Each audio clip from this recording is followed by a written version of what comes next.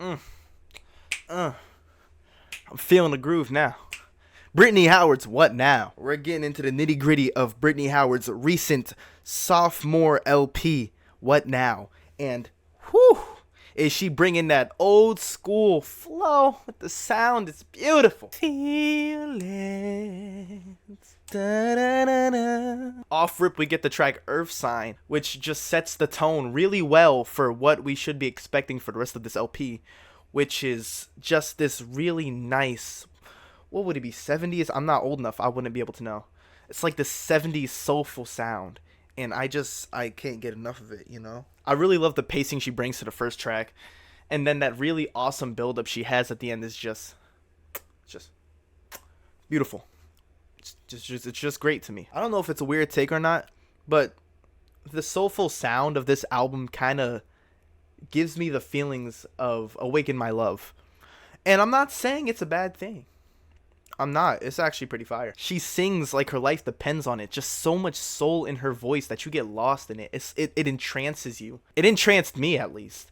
Just lay back and you just feel the energy flowing through you. You feel it flowing through. Yeah. This is one of those cases where the album cover actually matches the vibe of the album. And it's not just soulful old school sounds we get here. She also takes it to this groovy funk-ish sound. There's like this mix of like dance hall with psychedelic nature. And I like the experimentation, if you could call it. I like the experimentation she's going for here. And it's genuinely something worth checking out and listening back to.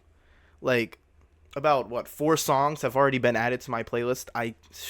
Back in her freshman LP, Jamie, we already kind of knew what type of aesthetic she was going for, if that's a way to put it. We knew what type of sound she wanted to give people. But I feel like in this album, it really pulls you in. This time around, she really knows what she wants. And not saying that this is like as far as her sound can go.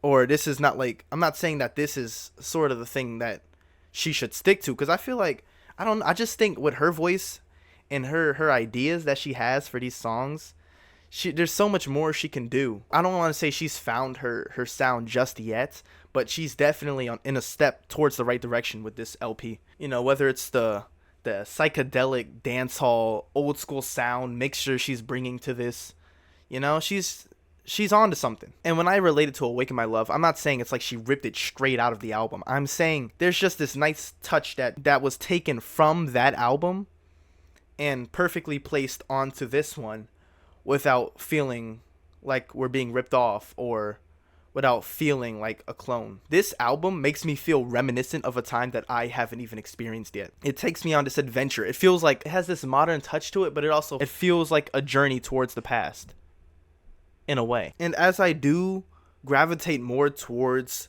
the softer, more soulful, musical aspects of the album, I can't say that I don't appreciate the more dancey tracks as well. Like it's a perfect, I don't know how to explain it, but they match well together. Usually I don't like being thrown one idea and then you mix in something else in there and completely throw off the track of what I was listening to. No, I like the split. The only track where it just feels a little too much is Another Day. It's the only song that feels like it stands out a little too much, not in a good way, and suffers at the fate of trying too hard to push its message. Now, our girl Brittany's getting into the nitty gritty, trying to push a message of, I guess we can do it, really. There's a world where she believes we can do it. What that means, I'm not too entirely sure, but it feels a little much. I don't know if it's with the pandemonium type of instrumental she's got going on, but I'm not a fan. And that's okay, because every other track on this album stands up for itself really well. For example, there's a really great track on this album that is an odd one out, but it's done right. And that track is Prove It To You. Prove It To You is a really great dance, pop, psychedelic, whatever you want to call it, track, and I just love it. It was an unexpected step off of the the old school sound we were getting. I'm not mad at it. It's a really jumpy track that just gets you going, but it also has a really nice lyrical advantage point to it. I love what she's saying, and I love the production. It's just great. You know, the beginning of this album starts off really strong, and it gets shaky towards the end for me, but that's okay. Because, you know, there's still sprinkled, the ending is still sprinkled with a lot of greatness to it. For example, Samson is a mixed cause for me. It's not bad, but it's not entertaining to me.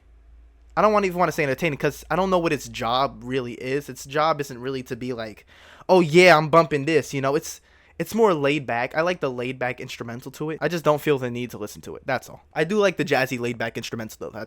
That's really great. And going back on a topic of jumpy tracks, she has this one really, really abrasive song called Power to Undo.